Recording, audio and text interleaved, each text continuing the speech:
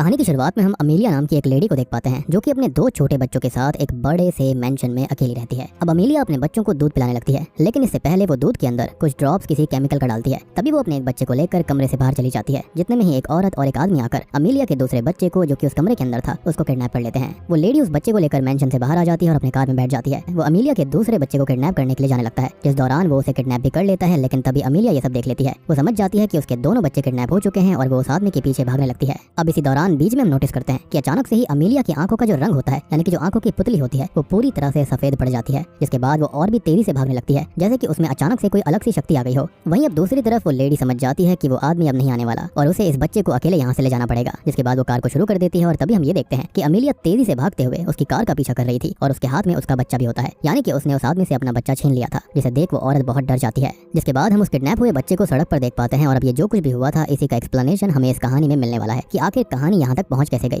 ये किडनैपिंग क्यों हो रही थी, अमीलिया के पास ऐसी कौन सी शक्ति है और आखिर ये सब हो क्या रहा था, उस दूध के अंदर क्या मिलाया जा रहा था। खैर चलो, अब हमें काफी टाइम बाद की कहानी दिखाई जाती है जहाँ पर वही बच्चा जो कि किडनैप हुआ था वो बड़ा हो चुका है और उसका नाम एडवर्ड है, जो कि अब न्यूयॉर्क के अंदर रहता है। एडवर्ड तब अकेला बैठा हुआ था कि तभी उसे अपने शहर के सिटीजन सर्वे वालों का कॉल आता है, जो कि उसको कहते हैं कि आपका बर्थ डेट हमारे पास नहीं है और ना ही हमारे पास आपके बायोलॉजिकल पेरेंट्स का कोई डेटा है, तो अगर आप हमें ये इन्फॉर्मेशन मेल कर देंगे तो अच्छा रहेगा। अब यहाँ पर सीन ये होता है कि एडवर्ड को इस बारे में पता नहीं था कि असल में उसके बायोलॉजिकल पेरेंट्स हैं कौन और वो कहाँ से आया है। प्रोबेबली उस रात जब उसे सड़क पर छोड़ दिया गया था, तब उसके बाद उसे किसी ने किसी ऑर्फनेज में, यानी कि अनाथ आश्रम में डाल दिया होगा। खैर यहाँ से एडवर्ड अपने घर जाता है, जहाँ पर वो अपनी गर्लफ्रेंड राइली के साथ रहता है। वहाँ पर राइली उसे एक तोहफा देती है, जो कि जीन डिटेक्टर था, जिसके जरिए कोई भी अपने ब्लड के एक ड्रॉप से अपना डीएनए पता कर सकता है और वर्ल्ड वाइड उसके डीएनए कहाँ पर मैच हो रहे हैं उसका भी पता चल सकता था। राइली को ये बात भी पता होती है कि एडवर्ड सालों से अपने परिवार को ढूंढने की कोशिश कर रहा था और इसी वजह से उसने ये तोहफा उसको दिया। अब आगे उसी रात एडवर्ड को उस डीएनए डिवाइस के ऐप से ये मैसेज आता है कि उसका डीएनए मैनुअल नाम के एक पुर्तगीज लड़के से मैच हुआ है। खैर अब इसी वक्त उसे कमरे के कोने में एक भूतिया परछाई दिखाई देती है, लेकिन अगले ही पल वो भूतिया परछाई वहाँ से गायब हो गई थी और एडवर्ड को लगता है कि ये बस उसका एक हेलुसिनेशन था। अब अगली सुबह एडवर्ड को खुद सामने से मैनुअल का मैसेज आता है, जिससे कॉल पर बात करने पर उसको पता चलता है कि वो तो असल में उसका ही भाई है जिससे वो बचपन में बिछड़ गया था। जिसके बाद एडवर्ड बिना समय गवाए राइली के साथ पोर्टुगल के लिए निकल जाता है और वहाँ से मैनुअल के बताए गए लोकेशन पर जाने लगता है। जिस बीच रास्ते में वो एक कपल से उस लोकेशन के बारे में पूछते हैं जहाँ पर वो जा रहे थे और वो उन्हें उस मेंशन का भी फोटो दिखाते हैं जो कि उस लोकेशन पर था। पर किसी वजह से वो कपल मेंशन को देखते ही थोड़े डर जाते हैं और गुस्से में दोनों को वहाँ से जाने के लिए कहते हैं। जिसके बाद ये दोनों वहाँ से निकल जाते हैं और कुछ ही समय के बाद में ये दोनों मेंशन पहुंच गए थे, जहाँ पर मैनुअल दोनों का वेलकम करता है और एडवर्ड अपने भाई से मिलकर बहुत ही खुश था, साथ ही साथ शॉक्ड भी था क्योंकि दोनों ही बिल्कुल एक दूसरे जैसे दिखते थे। और तभी एडवर्ड को पता चलता है कि असल में वो दोनों ट्विंस हैं। अब आगे मेंशन में उन्हें अमीलिया की फोटो देखने को मिलती है, जो कि उनकी माँ थी।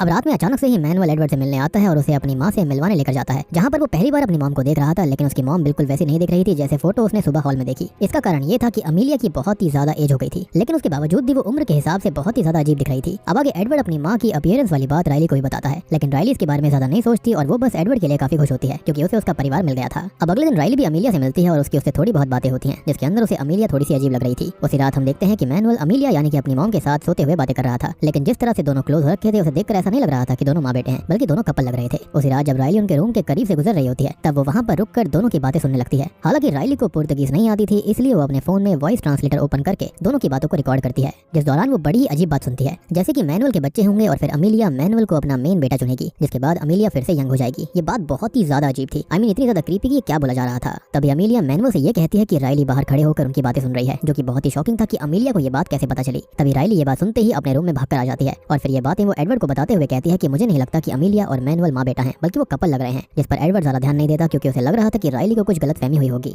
अब अगले दिन राइली को एक कमरे में रखे हुए बॉक्स के अंदर कुछ फोटो मिलती है, जिसके अंदर एक कपल की फोटो थी, जिसके अंदर जो आदमी था वो काफी हद तक एडवर्ड जैसा दिख रहा था और उसके साइड में जो लेडी होती है वो अमीलिया जैसी थी, यानी कि वो आदमी एडवर्ड का पिता हो सकता है और जो बच्चा फोटो में है शायद से वो एडवर्ड होगा। तभी राइली मैनुअल को वहाँ पर आते हुए देखती है और वो बॉक्स को बंद करके वहाँ से चली जाती है। अब उसी रात राइली को एक नाइटमेयर आता है, जहाँ पर वो अमीलिया को एक डरावने रूप में देखती है, जहाँ पर वो उनके सूटकेस में कुछ ढूंढ रही होती है। हालांकि तभी राइली की आंखें खुल जाती हैं और आगे वो नोटिस करती है कि उसके सूटकेस के कपड़े फोल्ड हुए थे, जो कि आते वक्त यहाँ पर नहीं थे, यानी कि वाकई में ऐसा कुछ हुआ है। अब अगली सुबह राइली अपनी फ्रेंड से बातें करते हुए जंगल की तरफ चली जाती है, जहाँ पर एडवर्ड उसे ढूंढते हुए आता है और तभी उसे थोड़ी दूर पर एक कॉटेज दिखता है, जिसके अंदर जाने के बाद वहाँ पर उसे एक दर्द से तड़पता हुआ आदमी दिखता है, जो कि वहाँ पर घसीटते हुए चल रहा था, जिसको देखने के अगले पल ही एडवर्ड वहीं बेहोश हो जाता है। अब इसके बाद उसकी आंखें सीधे मेंशन में खुलती हैं, जहाँ पर मैनुअल उसके सामने बैठा हुआ था, जो कि उसे पीने के लिए कुछ देता है और उसके अंदर वो वही केमिकल लिक्विड मिला देता है जो कि मूवी की स्टार्टिंग में अमीलिया ने अपने छोटे बच्चों के दूध में मिलाया था, जिसे पीने पर एडवर्ड खुद पर से कंट्रोल खोने लगता है और हम देखते हैं कि मैनुअल की आंखें बिल्कुल वाइट हो गई थी, जैसे कि मूवी की शुरुआत में अमीलिया की हुई थी। मैनुअल फिर कुछ पावर्स की हेल्प से एडवर्ड को नाइटमेयर्स देने लगता है, जिससे कि एडवर्ड को अपने सामने मैनुअल की जगह राइली दिखने लगती है और इससे वो बहुत ही ज्यादा डर जाता है, जिसके बाद मैनुअल उसको संभाल भी लेता है। अब आगे जब एडवर्ड अपने कमरे में आता है, तब राइली पुर्तगीज विच के बारे में पढ़ रही थी, जो कि अपने बच्चों को कंज्यूम करके वापस यंग यानी कि जवान हो सकती थी। राइली अब एडवर्ड से यहाँ से चलने के लिए कहती है, क्योंकि उसे यहाँ पर कुछ भी सही नहीं लग रहा था, लेकिन सरप्राइजिंगली एडवर्ड बिल्कुल यहाँ से जाना नहीं चाहता था। वो उल्टा राइली पर गुस्सा करता है, जो कि उसके लिए भी शॉकिंग होता है, जिससे कि राइली गुस्से में मेंशन से कुछ देर के लिए बाहर निकल जाती है,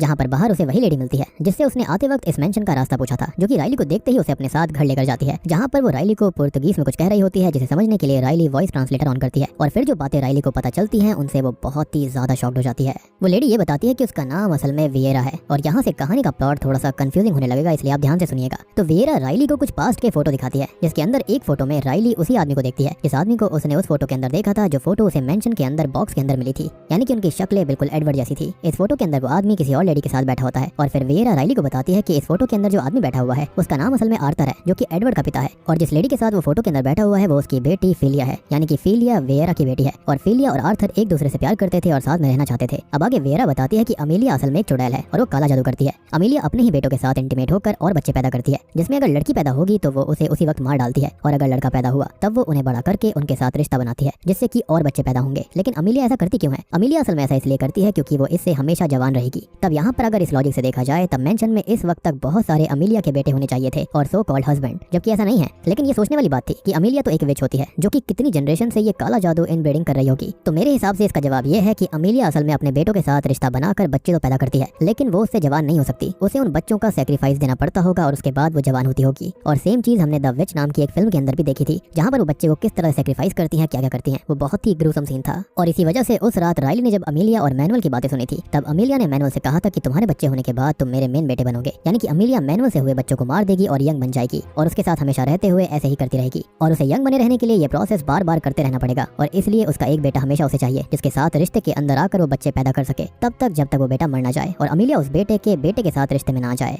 और वो बेटा जिसके साथ अमीलिया अभी फिलहाल पूरी जिंदगी रहने वाली है वो कोई और नहीं बल्कि मैनुअल है, क्योंकि वो स्टार्टिंग से उसके साथ था। मैनुअल के साथ रिश्ता बनाकर वो यंग रहेगी और ये प्रोसेस तब तक चलता रहेगा जब तक मैनुअल मर ना जाए, जिसके बाद अमीलिया मैनुअल के बेटों के साथ ये रिश्ता बनाएगी। आई होप कि आपको यहाँ पर प्लॉट क्लियरली समझ में आ रहा होगा। अब यहाँ पर सीन ये है कि अमीलिया ने असल में मैनुअल को पूरी तरह से अपने वश में करके रखा हुआ है, या फिर हो सकता है कि मैनुअल अपनी मर्जी से अमीलिया के साथ रिश्ता बना रहा होगा। लेकिन श्योरली अमीलिया ने अपने दूसरे बेटे एडवर्ड के साथ भी रिश्ता बनाने का प्लान बनाया है, इसलिए उसने एडवर्ड को इतनी दूर से बुलवाया। आई मीन सोचकर देखो ना कि डीएनए मैच करना, एकदम से ही यहाँ पर मैनुअल का मैसेज आना, उसको लोकेशन भेजकर यहाँ पर बुलवाना, बहुत ही वियर्ड बात थी। अब मैं यहाँ पर और भी बातें आपसे क्लियर करता हूँ कि अमीलिया का बेटा है आर्थर और उसके साथ रिश्ते में आकर अमीलिया ने जन्म दिया था एडवर्ड को। अब यहाँ पर हमको ये नहीं बताया गया है कि मैनुअल भी आर्थर का ही बेटा है, पर ऐसा भी हो सकता है कि अमीलिया के उस वक्त पर आर्थर के अलावा भी कोई बेटा होगा और मैनुअल उसी का ही बेटा हो, या फिर ये हो सकता है कि मैनुअल एडवर्ड का ही बेटा होगा, या फिर दोनों ट्विंस हो सकते हैं। हालांकि दोनों ही तरह से एडवर्ड और मैनुअल भाई होते हैं। अब यहाँ पर हमें कई और चीजें जानने के लिए मिलती हैं कि मूवी की शुरुआत में एक आदमी और एक औरत जो कि अमीलिया के बच्चे को किडनैप करने आए थे वो असल में आर्थर और फिलिया ही थे। उस वक्त आर्थर अपने बेटे को अमीलिया के पास से छुड़ाकर फिलिया के साथ कहीं और जिंदगी बिताना चाहता था, लेकिन उस रात अमीलिया ने उसको पकड़ लिया और प्रोबेबली उसे उस मेंशन के अंदर कहीं कैद कर दिया, जिसके बाद उसने फिलिया को मार दिया होगा क्योंकि फिलिया आज तक घर नहीं लौटी।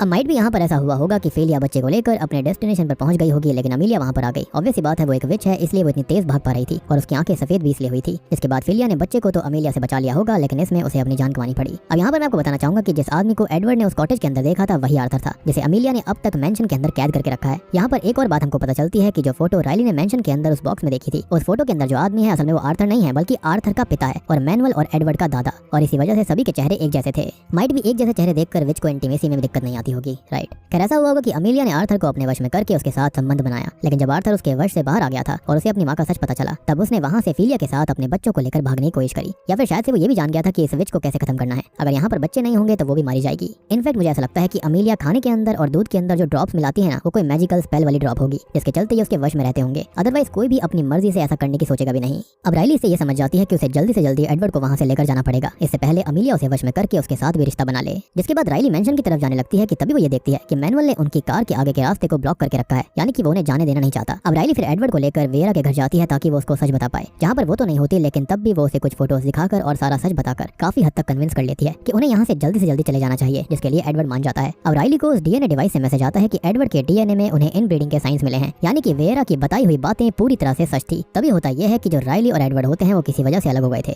जहाँ पर एक तरफ तो मैनुअल राइली को मारने आता है क्योंकि उसको सारा सच पता चल गया था, लेकिन तभी राइली वियेरा की डेड बॉडी को देखती है जिसको मैनुअल नहीं मारा था। तभी हम अमीलिया को देख पाते हैं जो कि एडवर्ड को अपनी शक्ति से हेलुसिनेशन में डाल देती है और उसके साथ में इंटीमेट होने लगती है, और एडवर्ड को ऐसा फील हो रहा था जैसे कि वो राइली के साथ है। तभी राइली वहाँ पर आ जाती है और वो छुपकर एडवर्ड और अमीलिया को इंटीमेट होते हुए देख लेती है। जिस वक्त अमीलिया किसी चुड़ैल से कम नहीं लग रही थी, तभी अमीलिया वहाँ से इंटीमेट होकर चली जाती है और फिर राइली लगभग अनकॉन्शियस एडवर्ड को वहाँ से ले जाने लगती है। जिस बीच वहाँ पर मैनुअल आ जाता है और वो मैनुअल को ऊपर से नीचे गिरा देती है, जिससे कि मैनुअल बहुत ही ज्यादा घायल हो गया था। तभी अमीलिया की नजर राइली पर पड़ती है और वो उसके पीछे आने लगती है। आगे वो राइली को पकड़ लेती है और उसे चाकू से स्टैब करने की कोशिश करती है, जिसमें कि वो लगभग राइली को मारने ही वाली थी कि तभी पीछे से जो आर्थर होता है वो आकर अमीलिया को पकड़ लेता है जो कि अब तक कैद था। लेकिन इसी झड़प के बीच राइली एक मोमेंट पर आर्थर के पास आ गई थी और उसने तभी उसे आजाद कर दिया होगा। इसी का फायदा उठाते हुए राइली एडवर्ड को लेकर वहाँ से भाग जाती है और हम देखते हैं कि अमीलिया आर्थर को चाकू से कई बार स्टैब कर मार डालती है और मैनुअल अब भी जिंदा था। मूवी के एंडिंग सीन में हम अमीलिया को पूरी तरह से यंग देख पाते हैं, यानी कि उसका काला जादू सही से काम कर गया था और उसके हाथ में एक बच्चा भी होता है। अब देखो यहाँ पर दो बात हो सकती है कि पहली तो ये कि ये शायद से एडवर्ड का ही बच्चा होगा क्योंकि वो उसके साथ इंटीमेट हो रही थी। दूसरी बात ये कहती है कि शायद से वो उसके साथ ठीक से इंटीमेट नहीं हो पाई क्योंकि इंटीमेसी वाले सीन को देखकर ऐसा लग रहा था कि वो बीच में ही छोड़कर चली गई थी और उसने ये बात भी बोली थी कि मैनुअल ही उसका मेन बेटा रहेगा। तो मेरे हिसाब से ये मैनुअल का ही बच्चा हो सकता है। आई मीन यहाँ पर कुछ भी हुआ हो लेकिन अल्टीमेटली ये विच कामयाब हुई एक बच्चे को जन्म देने में।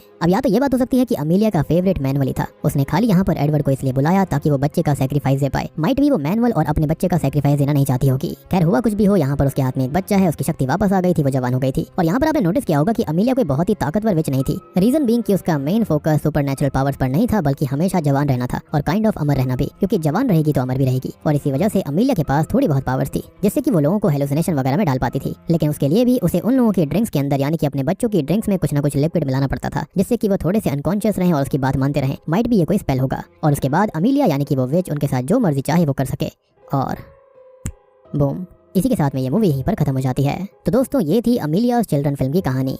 तो देखो सिंपल सी कहानी है, इसके अंदर एक पोर्तुगीज विच होती है जो कि